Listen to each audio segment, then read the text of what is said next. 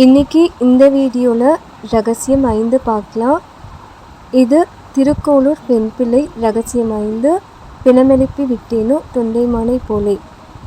இது வரைக்கும் நாம் திருக்கோளூர் பெண் பிள்ளைனா யார், திருக்கோளூர் பெண் பிள்ளை ரகசியம்னா என்ன, மொத்தம் எத்தனை ரகசியங்கள் இருக்குது, ரகசியம் 4 வரைக்கும் பார்த்துருக்கோம். இன்றைக்கி இந்த வீடியோவில் ரகசியம் 5 பார்க்கலாம். ரகசியம் 5 பிணமெழுப்பி விட்டேனோ தொண்டைமானை போலே. இது தொண்டைமான் சக்கரவர்த்தி என்ற மன்னனோட கதை, திருமலை பெருமாள் சம்மந்தப்பட்ட கதை.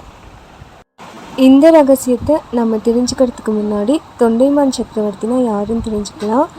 அதுக்கப்புறம் ரகசியம் 5 நம்ம தெரிஞ்சுக்கலாம். தொண்டைமான் சக்கரவர்த்தி என்பவர் ஒரு அரசர். தொண்டை மண்டலத்தை ஆட்சி செய்துட்டு வந்தார்.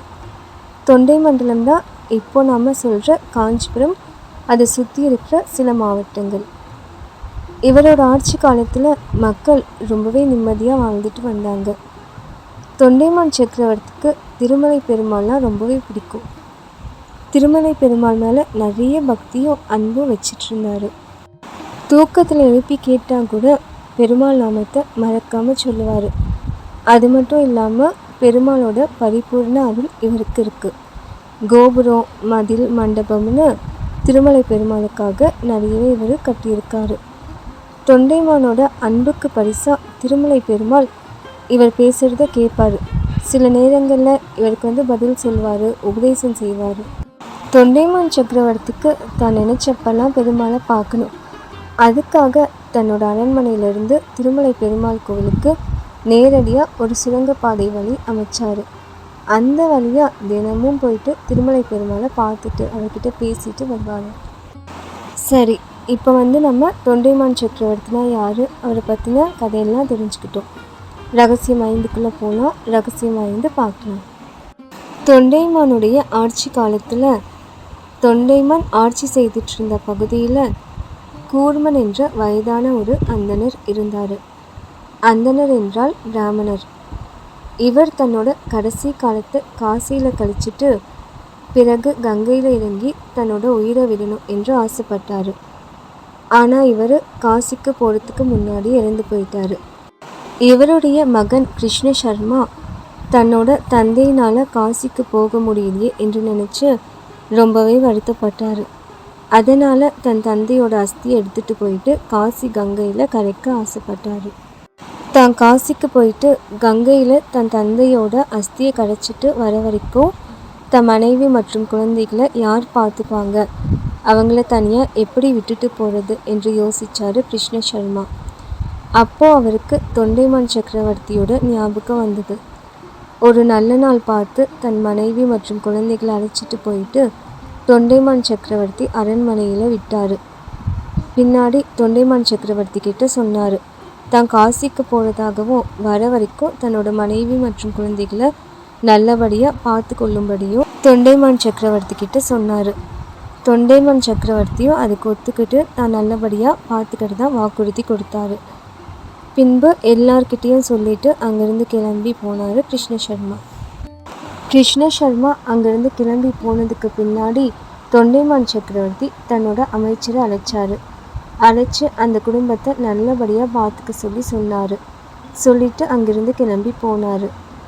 அமைச்சரும் 2 காவலாளிகளை அழைச்சி அந்த குடும்பத்தை நல்லபடியாக பார்த்துக்கும்படி சொன்னார். சொல்லிட்டு அமைச்சரும் அங்கேருந்து கிளம்பி போனார். அமைச்சரே அந்த குடும்பத்தை நல்லபடியாக பார்த்துக்க சொல்லியிருக்கிறாரு என்று நினச்ச காவலாளிகள் அந்த குடும்பத்தை தனி அறையில் வச்சு பூட்டினாங்க. ஆனால் அவங்களுக்கு உணவளிக்க மறந்துட்டாங்க. தண்ணி கூட கொடுக்கவே இல்லை. தொண்டைமான் சக்கரவர்த்தி அமைச்சர் அவங்களுக்கும் அவங்க ஞாபகமே வரல. அவங்களும் அந்த குடும்பத்தை மறந்துட்டாங்க. இந்த நிலையில் காசிக்கு போன கிருஷ்ண சர்மா தன் தந்தையோட அஸ்தியை கங்கையில் கரைச்சிட்டு சில மாதங்கள் கழித்து திரும்பி வந்தார். வந்தவர் நேராக தொண்டைமான் சக்கரவர்த்தியோட அரண்மனைக்கு வந்தார். வந்து தொண்டைமான் சக்கரவர்த்தி கிட்ட தன்னோட மனைவி மற்றும் குழந்தைகளை பற்றி விசாரித்தார். அவங்கள தான் இப்போது தன்னோட வீட்டுக்கு அழைச்சிட்டு போகிறத தொண்டைமான் சக்கரவர்த்தி கிட்ட சொன்னார். அப்போ தான் தொண்டைமான் சக்கரவர்த்திக்கு அவங்களோட ஞாபகமே வந்தது. உடனே அந்த குடும்பம் தங்கியிருக்கிற அறைக்கு சென்று பார்த்தார் தொண்டைமான் சக்கரவர்த்தி. சில மாதங்களாக உணவு இல்லாமல் தண்ணி இல்லாமல் அந்த குடும்பமே பட்னியால் இறந்து போய் கிடந்தாங்க. இதை பார்த்து தொண்டைமான் சக்கரவர்த்தி ரொம்பவே வருத்தப்பட்டார். நம்பிக்கை துரோகம் செய்துட்டோமே, அநியாயமாக அந்தனர் குடும்பத்தை கொன்னுட்டோமே என்று நினைச்சு வருந்தினார் தொண்டைமான் சக்கரவர்த்தி. பிறகு தன்னைத்தானே சமாளிச்சுக்கிட்டு கிருஷ்ண சர்மா கிட்ட வந்து சொன்னார் தொண்டைமான் சக்கரவர்த்தி. கிருஷ்ண சர்மா உன்னோட மனைவி மற்றும் குழந்தைங்க அந்தப்புறத்து பெண்களோட திருமலை பெருமாளை தரிசிக்க போயிருக்காங்க.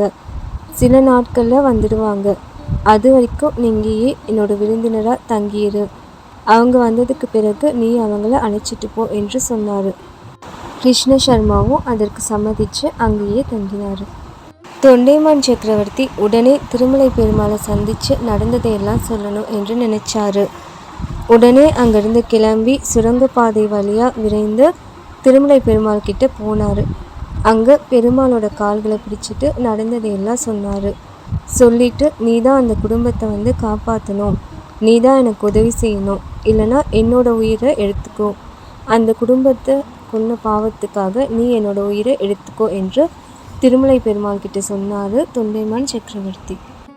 தொண்டைமான் சொன்னதை எல்லாம் கேட்டுட்டு பிறகு பேச ஆரம்பித்தார் பெருமாள்.